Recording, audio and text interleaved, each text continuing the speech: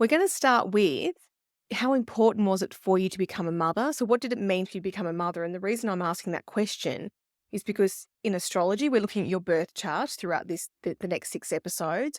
And in your birth chart, and I should actually explain, a birth chart is created through your date of birth, including the year, your place of birth as in the town or suburb, and your time of birth as in to the minute.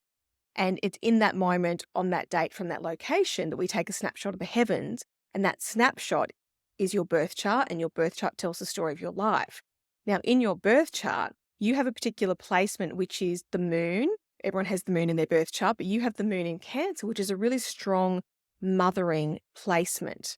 So I'm really curious around, how important it was for you to become a mother, and like, what did it mean for you to become a mother? Because it looks like it's pretty important for you on an astrological level. So I'd love to hear how that played out for you in reality.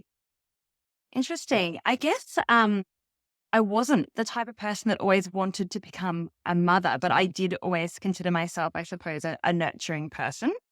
When I was growing up, I was really undecided about whether or not I wanted to be a mum. I think for me, that came down to not being comfortable with.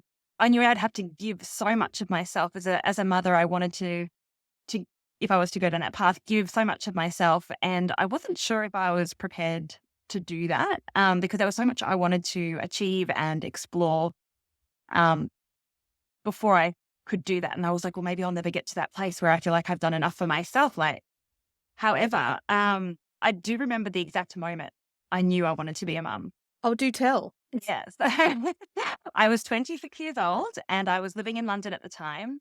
And I was lucky enough to have a great job where I did a lot of traveling. So every week almost I was on a plane to a different place and I got to interview a lot of very famous people and I had a lot of great friends and I loved it.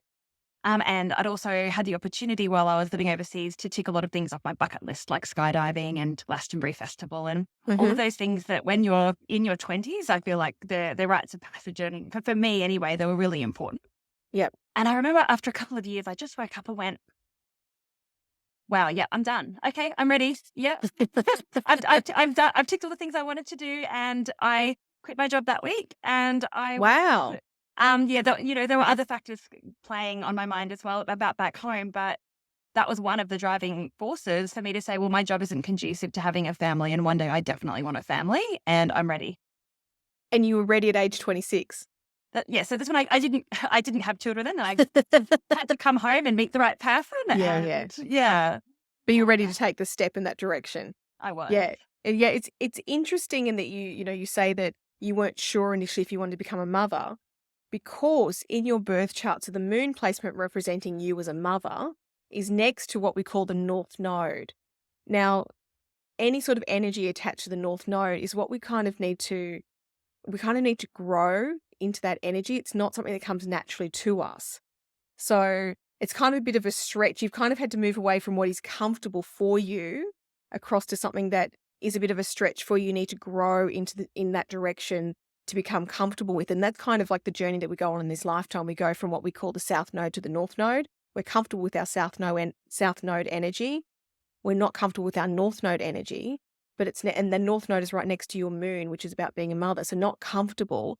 But if you just look at your moon placement in the sign of Cancer, that's a very comfortable mothering placement. So it's sort of a bit of conflict going on there. Comfortable with being like the mothering energy, but maybe around becoming a mother is a bit more challenging. Being really nurturing. My experience. Yeah. Yes. Yeah. So I love how, like the energy is expressed, it's demonstrated through the birth chart, but how does it play out in reality? And I love that. And that's, what we're exploring here because it does play out in reality. So we're going to keep exploring your story and how the birth chart has played out for you, especially around you being a mother and being, the author of your book, Pregnancy Virgin.